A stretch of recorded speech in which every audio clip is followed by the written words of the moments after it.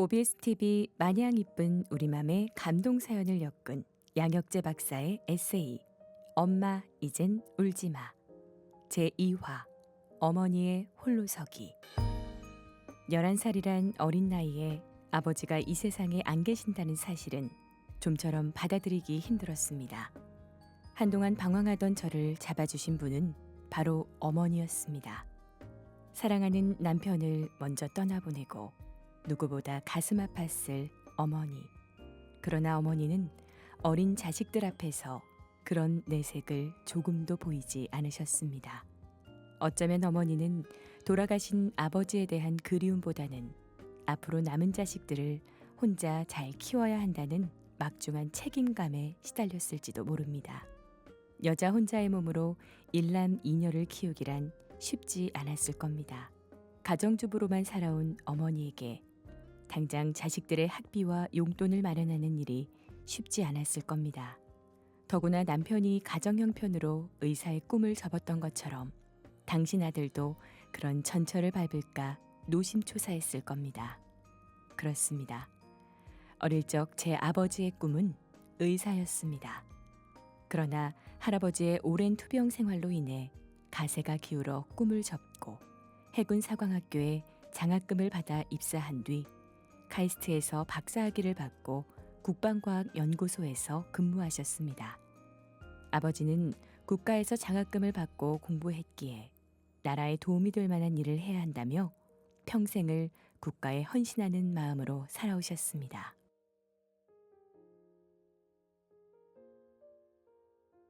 아들아, 너는 의사가 되어 아픈 사람을 돕고 정직하게 살아라.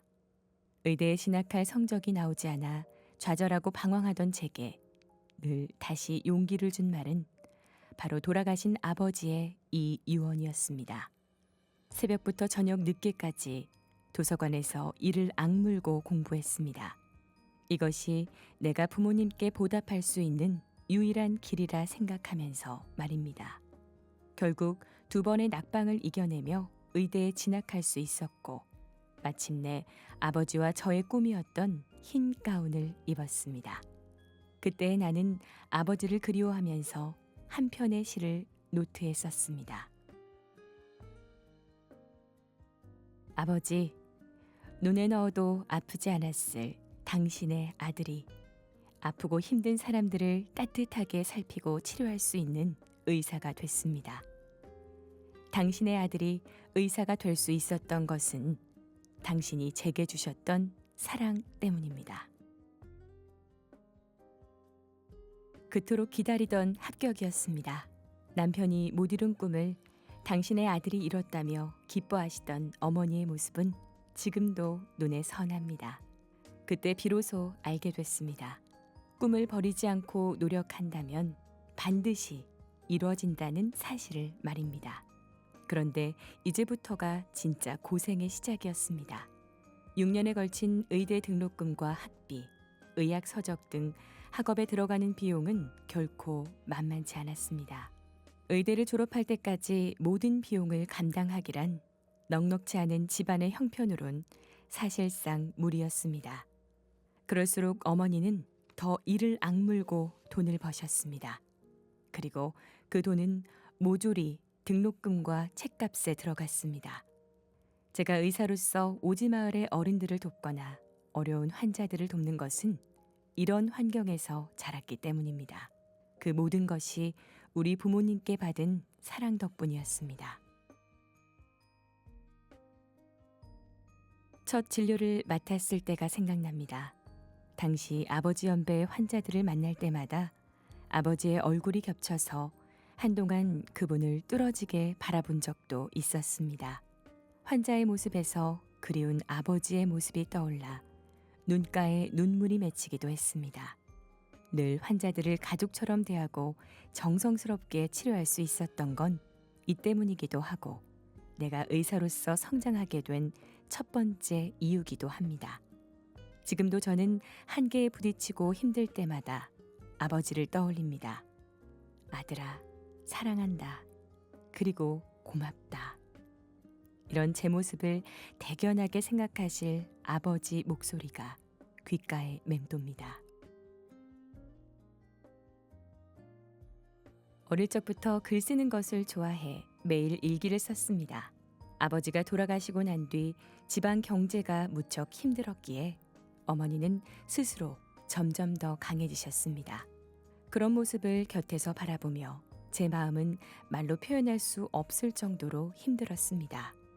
사실 의대에 가겠다고 마음을 먹기는 했으나 성적이 신통치 않아 절망한 적도 몇 번 있었습니다. 자식들을 위해 스스로 강해지길 택한 어머니의 모습을 보며 저는 저 자신을 채찍질했습니다. 당신의 아들로서 최선을 다해 원하는 의대에 합격하는 것만이 효도하는 길이라 생각했습니다. 하늘도 감동한 걸까요? 마침내 삼수 끝에 저는 의대에 합격했고 그날 어머니와 저는 참았던 눈물을 한꺼번에 쏟아냈습니다. 아버지도 하늘에서 우리와 함께 울었습니다. 그날 저는 일기장에 어머니와 아버지께 글을 썼습니다.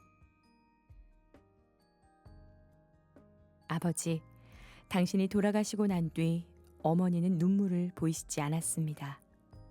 아니, 당신이 애써 눈물을 감췄던 것은 바로 나 때문이라는 걸 세월이 지난 지금에야 알았습니다.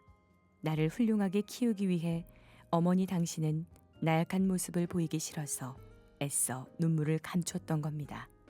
아버지, 당신의 아들이 의대에 당당하게 합격했습니다. 이 모든 기쁨을 아버지와 어머니께 드립니다.